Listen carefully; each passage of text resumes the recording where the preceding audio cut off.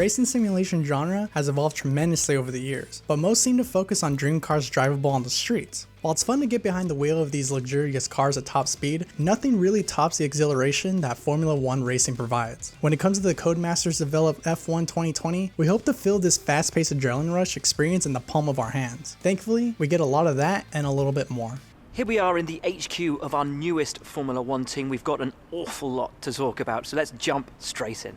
F1 2020 introduces a new mode called My Team, which follows a player's 10-year career in managing and racing their team to the top of the F1 championships. This mode is essentially a complete fantasy league, as players have the option to pick everything from their custom-made driver down to the tires that they want to use during practice. When crafting a team, players can first pick a sponsor with a signing bonus with conditions required to get the most earnings, and a parts supplier that balances the weekly cost to performance. Next, a second AI driver that assists in your acclaim and overall ranking going into Formula 1. Finally, players are given a facility to manage the teams, activities, contracts, departments that they have access to in between races. Those departments are broken up into 4 spaces: aerodynamics, chassis, powertrain, and durability. These facilities are made up of teams that work hard to ensure your car is the fastest and longest lasting, as long as they have the cash, morale, and acclaim to do so. Players provide those resources in many ways throughout the campaign. Winning races, fulfilling contracts, beating out rivals, and answering interview questions are opportunities to bring in the cash, acclaim, and resource points to upgrade facilities and cars. However, the actions you take also have a negative effect on your managerial skills. The complete control of your success has always been at the heart of sports titles, but adding instances that put your teamwork and management to the test works well for this title. Still, it also takes a lot to get to that point, and the deep and confusing menus don't make that any easier. Progress is also slowed down by the lack of key terms and tips, which made it tough to find answers to one-off questions that I've had. The other mode available is My Career, which is a toned-down version of My Team that has player focus on just time management, car upgrades, and racing. There are still interviews, but they only give you the option to shout out your departments. I felt that this mode was a bit oversimplified, as it takes away sponsorships, which added a layer of money management and challenges to races. Without that, My Career mode feels bare and could have just been rolled into a standard racing mode. If the intention was to make a less in-depth mode for new players, I say drop acclaim and focus on earning sponsorship monies to upgrade cars' stats. Other modes include Grand Prix, which has players select a team of drivers before creating their own list of tracks to race on, and Championship, where players can choose preset leagues. On the multiplayer front, Split Screen makes a return from F1 2014 and allows a pair of racers to select their own team and tracks to race it out to their heart's content.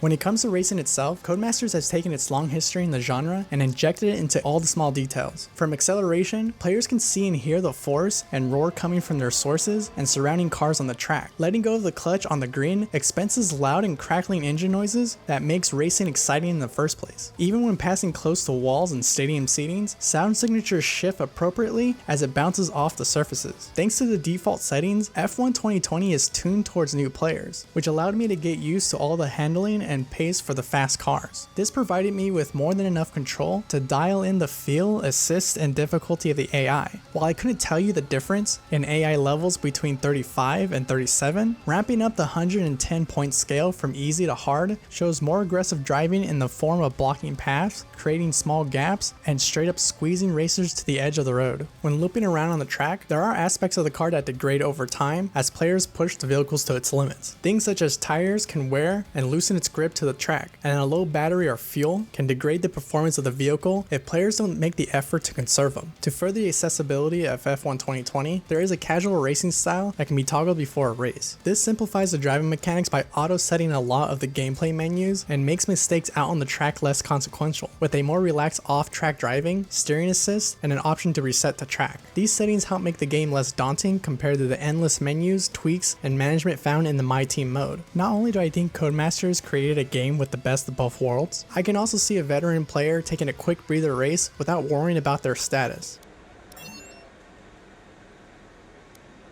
You had a close battle today, didn't you?